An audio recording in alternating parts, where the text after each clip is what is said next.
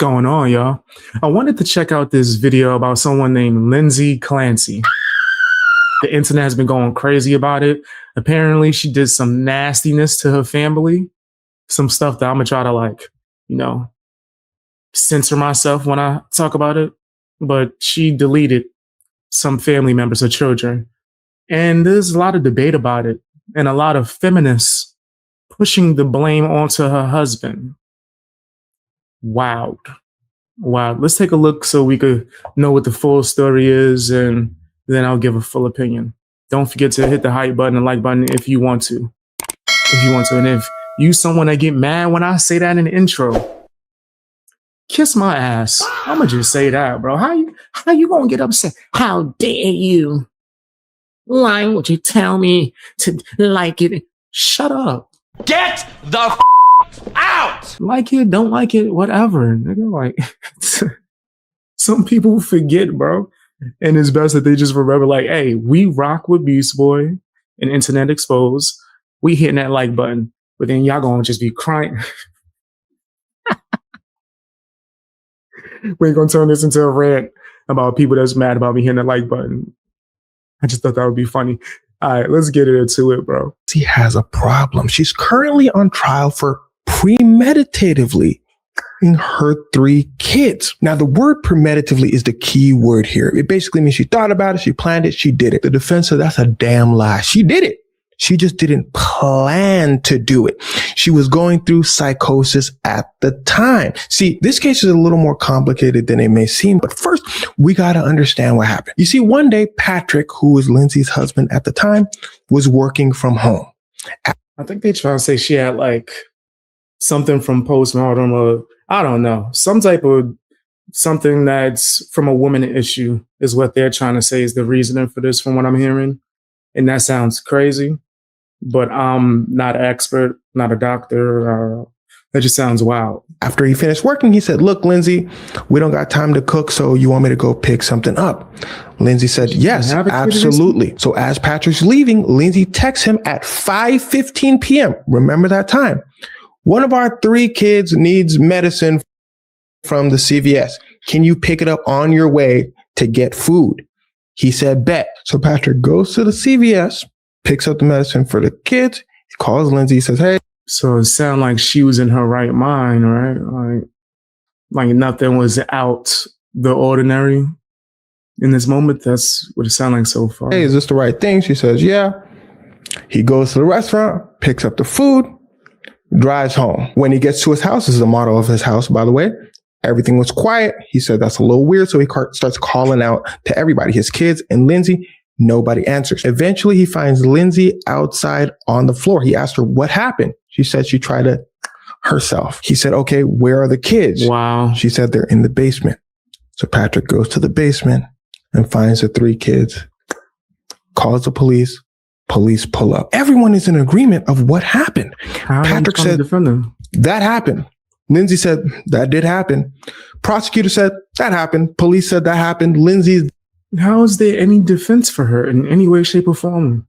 So there's people on TikTok really siding with her and defending her, and she did all of these nasty things. Yeah, I'm gonna throw the nasty song out there. I gotta throw the nasty song out there. Why is anyone defending this if this is the case? Yeah. You nasty fam, you nasty. You nasty fam, you nasty. You nasty fam, you nasty. You nasty fam, yeah. You know your name. You crazy, nasty, just horrible. Defense said, "Yeah, everything Patrick said happened." People are even in agreement about what happened before that took place. Lindsay said, "I was very, very depressed. I was experiencing psychosis. I was seeking help from mental health professionals, from everyone around her." Patrick said, "She was. She absolutely was." Her defense says, "Yes, she was." The mental health professionals come out and say, yeah. She called me. We prescribed her this. She was absolutely seeking help. Everyone's in agreement with that. But the twist is the defense is saying, well, you see that she was seeking all of this help. That's why she was experiencing a lot of mental health issues. And the prosecution is saying, no. That's just an excuse. The kids, because she wanted to. Now that you know what happened, here's where things start to get wicked. I'm going to give you facts. She in a wheelchair? I mean, that's don't mean nothing, right? Like, I just didn't know that. That's we're about to get to the nitty gritty of it. Or is that like a side effect from when she tried to self-delete? First fact, Lindsay, when she tried it herself, it involved her jumping from a high place. She's paralyzed from the waist down because of it. The defense said, you see that she tried it herself for real. She really has mental health issues. Prosecution said, I don't know. She was getting help. Like, what y'all mean? This right here is one of the people that was helping her. The defense said, well, I'm glad you brought this person up because the help she was getting is actually the problem. Oh, you said, yeah, she jumped out. Yikes. So that was from an injury from this whole incident. That's insane. The hell? Problem. The defense goes to this psychiatrist lady. I forgot her name. The defense said, okay, all the stuff you was giving her, like, was it working? She said, I mean, we was working on it. It wasn't quite. He said, you didn't do your job for real. That was basically the psychiatrist's argument with the defense. And it was really intense. He was damn near cussing her out, talking about, I found a mistake on your paperwork. What's going on with that? She said, you trying to make it seem like I'm stupid. It was just like a typo. He said, a typo? Ooh, a typo. She said, ooh, you rage baiting me. The judge had to come in. He said, hey, y'all got to chill. Not in my courtroom. The defense said, oh, so you making typos? You prescribing her whatever, this and that? We just giving her whatever we want. Matter of fact, give me another psychiatrist. Next psychiatrist, pull up. Next psychiatrist, pull up. Defense said, so what was you prescribing her? This, that, and the third? And shout outs to this guy. He's a good storyteller. Can't front. I've been watching some of his videos for a while, man. There's great stories overall. Like a recap of what's going down. I think his name is XV. I'm gonna get it right before I end the video. I will make sure I say his name. Next psychiatrist, he start calling psychiatrists out. Turns out she had like 13 prescriptions. Another psychiatrist pull up and said, yeah, she did 13. Pull up and say she wanted herself. She said it was getting real bad. The defense said, okay. Why was she on the street then? Is that why people were defending her? Because she shouldn't have been out on the streets?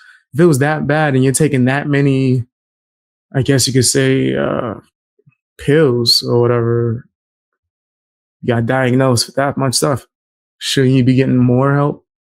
As in, you shouldn't be on the streets. You should be in a facility. 13 is nuts. That's a lot. God damn.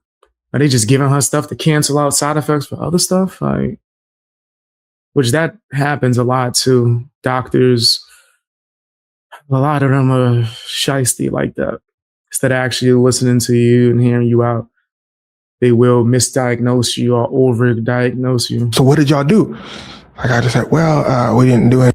Kind of like in that movie, what's the joint with Marlon Wayans and Jared Leto? Man, Requiem for a Dream.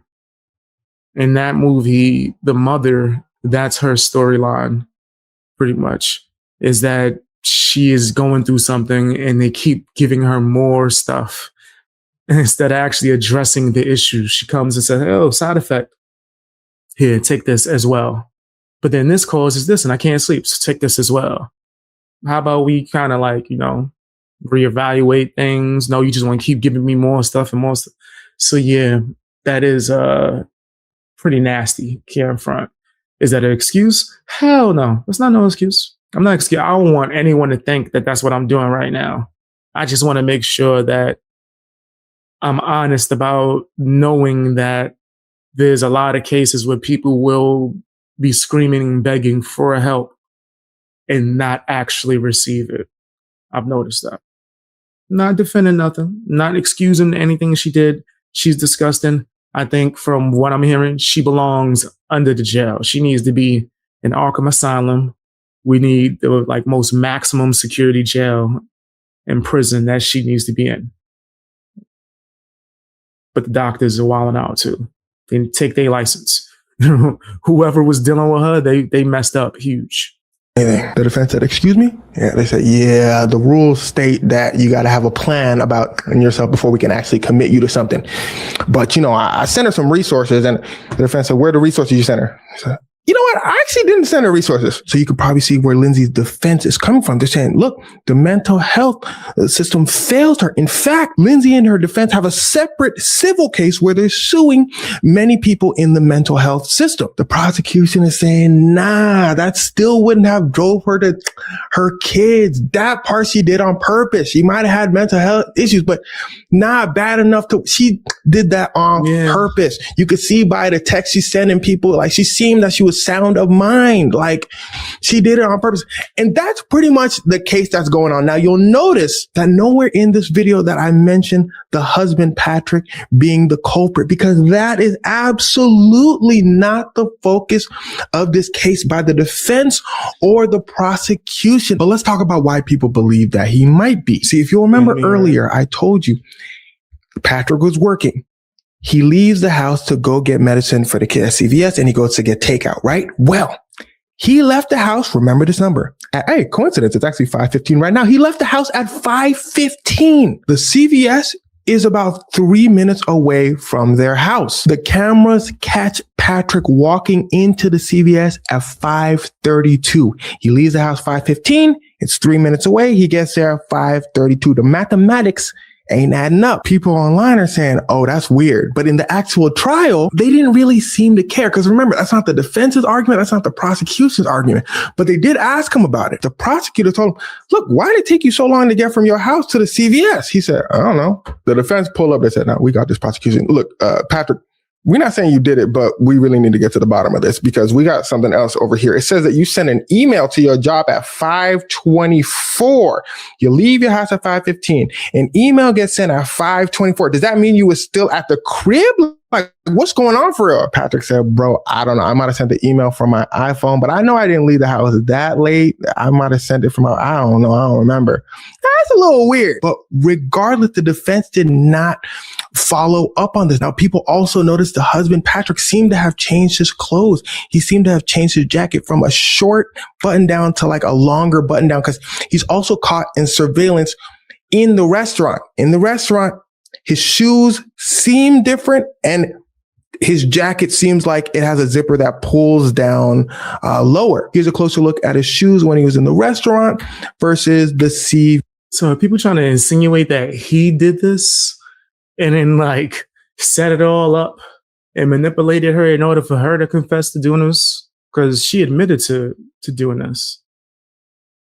And she was wilding out.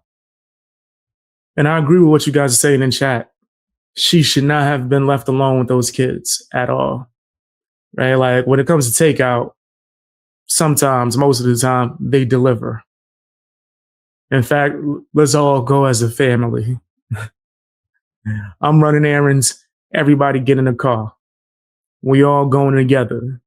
Especially, I got to keep an eye on her, which is wild because she grown. Right? But whatever. That's your wife. You got to make sure she's cool. It still seems very suspect. So they're trying to like blame it all on him. That's wild. Yes, his shoes seem different. And again, they're saying the jacket seems different.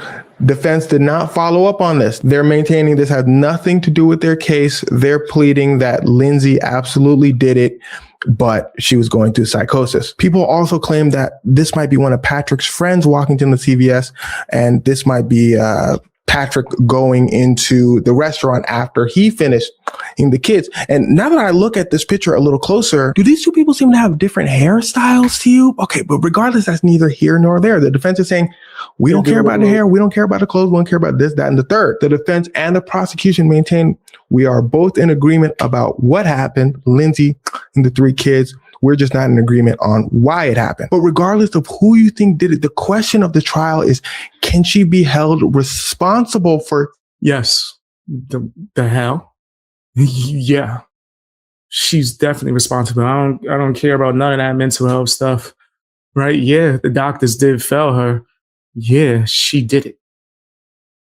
Take her crazy ass and put her in jail. Like what? Why is that a debate?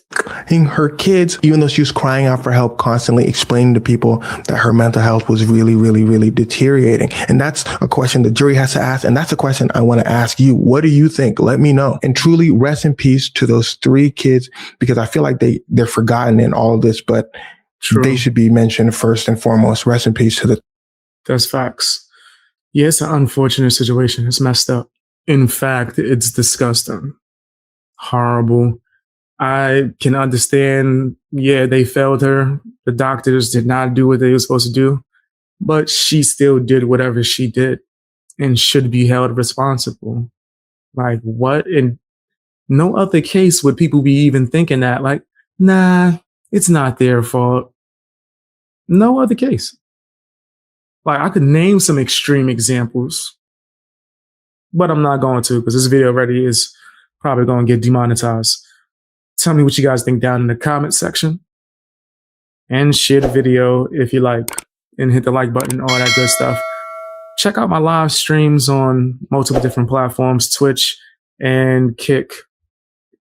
Check those out too as well.